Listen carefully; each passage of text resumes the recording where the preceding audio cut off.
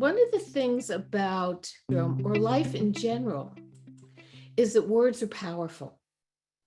The way we label things triggers emotional responses and reactions. So one of the things that I'll be focusing on during the session is words and reframing things that may have a negative impact, but actually, if you reframe it, it's less odious. I have a confession to make. I have this red lizard on my shoulder. I have a red lizard that is constantly trash talking, nonstop trash talking. You think you can do this? No, you can't. You think this is too risky. I don't think you should do it. Oh, you're not going to be successful at this, et cetera, et cetera, et cetera. Every type of negative message I've experienced through the red lizard, nonstop. And so the question is, how do you muzzle or how do you quiet the red lizard that's sitting on your shoulder? Because everybody has red lizard. Everybody does. The session here is about how to quiet it, or at least tips to quiet it. And you can choose to use them, you can choose not to. I anticipate that as a result of this session, you'll gain a new perspective on imposter syndrome. And again, maybe you'll agree with it, maybe you won't, but you'll at least have a different way of looking at imposter syndrome. You'll be identifying one or more triggers that awaken the red lizard on your shoulder, and then we'll get into some neutralizing tips. What exactly is imposter syndrome? Just looking at imposter. If you take a look in the dictionary, practices a deception, we feel like we're practicing a deception under an assumed character, identity, or name. The purpose of an imposter really is to con you into believing something so he or she can take advantage of you. Basically, a con artist.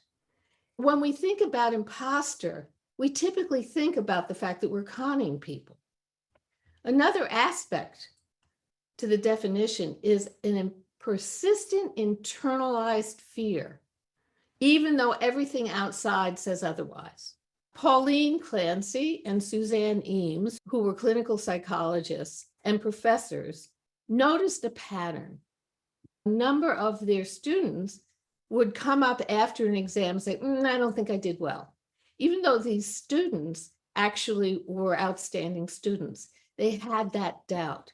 In 1978, they came up with the term imposter phenomenon. Imposter phenomenon, which over the years has morphed into imposter syndrome. There's a big difference between phenomenon and syndrome. There's a reason that I'm mentioning it, because syndrome is usually indicative of some type of illness or problem or disease that needs to be fixed. It's persistent, it shows up over a long term, and it's like, I need to be fixed. I'm not healthy enough to do this. As opposed to phenomenon, which is unpredictable, it's infrequent, and it's unique.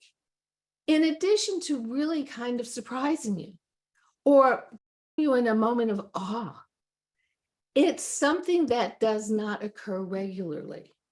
So when you think about imposter phenomenon versus imposter syndrome, one is, oh, this is happening, okay, as opposed to I'm sick, I'm limited, I need to be fixed. But here is another aspect to the definition of a phenomenon, which is someone who has fame for their exceptional talent. And I'm changing to visibility. So this is someone who has visibility for their exceptional talent. And I submit to you that everybody has some exceptional talent. Everybody does. To feel comfortable and own that will help mitigate that imposter syndrome. In summary, we talked about the difference between phenomenon and syndrome.